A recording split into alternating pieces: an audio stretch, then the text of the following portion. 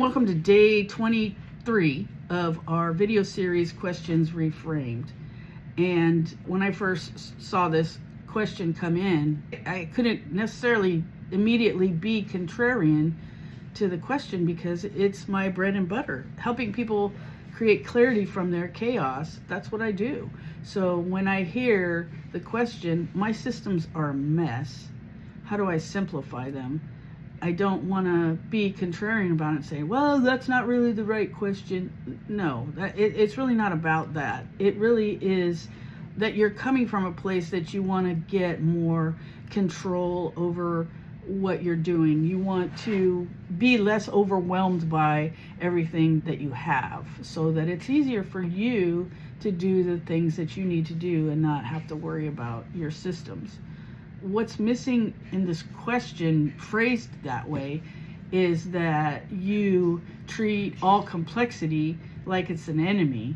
You're trying to clean your house, but you don't always have the ability to tell the difference between what is necessary and what is not necessary because you're rushing. That haste makes waste thing has been proven time and time again, at least in my world. So how I evaluate this is to look for the critical path. What are the things that absolutely have to get done in order to move the needle? What things are getting in the way of you moving that needle? What things are creating chaos or complexity that doesn't necessarily need to be there? Then we look at evaluating. Maybe we use a system of 1, 2, 3. 1 being the absolute necessary, 2 being it's helpful and creates a good experience for the user, and number 3 is it's very nice to have, it's convenient, we're comfortable with it. Because sometimes comfort doesn't move the needle, right? Get out of your comfort zone, they say all the time.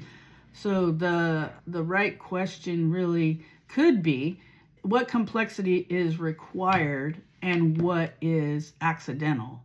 Before you do anything, pay attention and do it with focus and intention. Not just, oh, you're just doing it for muscle memory or you just doing it rote because you don't even really have to think about it.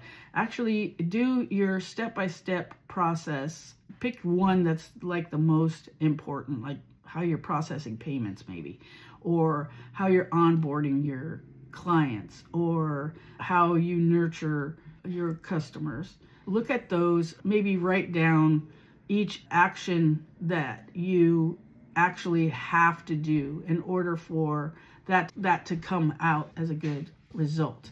And then the rest is so much easier.